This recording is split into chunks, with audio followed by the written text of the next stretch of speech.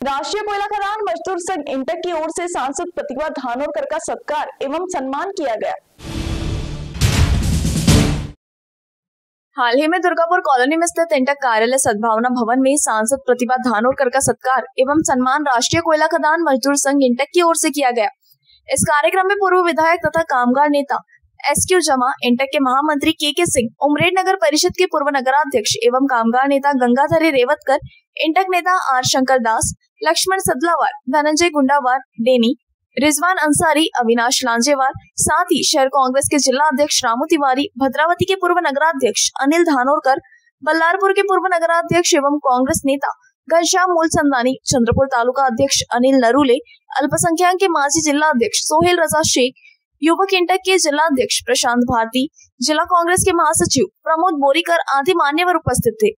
इस समय कार्यक्रम के आयोजक राष्ट्रीय इंटक के सचिव के सिंह ने अपने संबोधन में कांग्रेस और इंटक के संबंध में अपना मत व्यक्त करते हुए स्वर्गवासी सांसद सुरेश और बालूभाऊ धानोरकर इनके द्वारा संगठन को किए गए सहयोग और अपनेपन को याद किया और यही परंपरा सांसद प्रतिभा सुरेश धानोरकर के साथ रहेगा, ऐसी उम्मीद जताई। तो वहीं सांसद प्रतिभा सुरेश धानोरकर ने मजदूर, किसान, महिलाओं सभी का भारी बहुमत से जीत दिलाने के लिए आभार व्यक्त करते हुए विकास को गति देना और उनके पीड़ित, वंचित और शोषितों के साथ सदैव खड़ा रहने का आश्वासन देते हुए बताया कि संसदीय क्षेत्र के कोयला कामगार की समस्या का निराकरण, भूधारकों के भूमि का मुआवजा बढ़ाने, भूधारकों को उसी क्षेत्र के रोजगार दिलाने का आश्वस्त किया।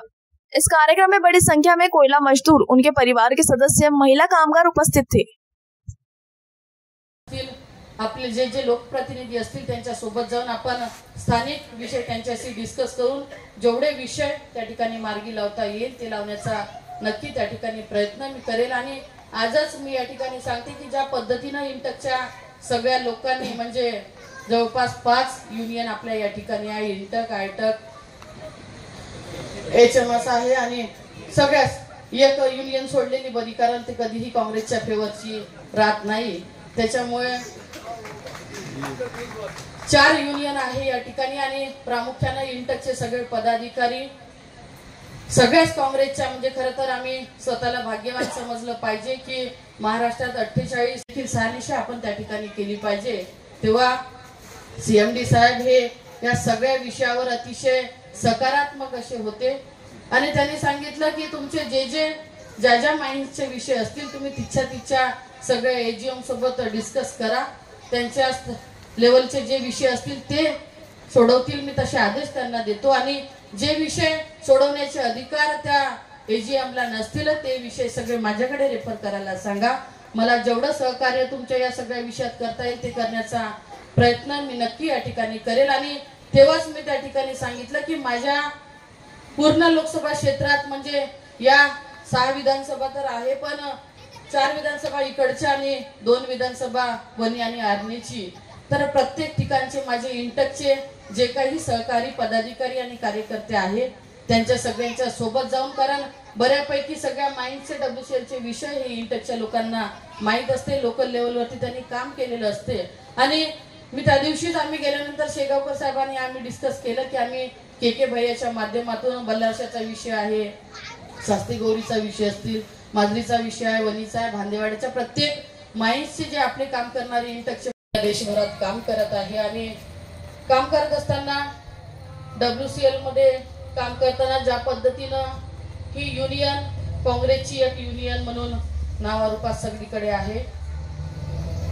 2019 मध्ये लोकसभेचे इलेक्शन झालं, आदरणीय KK भैया, आदरणीय जामाजी या ठिकाणी सगळे आपण त्या इलेक्शनचे साक्षीदार आहात आणि ज्या पद्धतीने इंटकच्या सगळ्या सदस्यांनी, सगळ्या लोकांनी आमच्या त्या निवडणुकीत काम केलं होतं आणि आपल्या सगळ्यांच्या सहकार्यामुळे अभूतपूर्व असं यश आम्हाला त्या निवडणुकीत मिळालं। आणि त्याच्यानंतर साहेबांचं दुर्दैवी निधन झालं आणि निधनानंतर ही जबाबदारी माझ्या खांद्यावरती आली आणि ही जबाबदारी पेलत असताना खरं तर मी विद्यमान आमदार म्हणून 4.5 वर्ष काम केलं। खासदारकी लढवण्याची मला गरज नव्हती, पण सगळ्या पदाधिकाऱ्यांचा, कार्यकर्त्यांचा रोष होता की कुठेतरी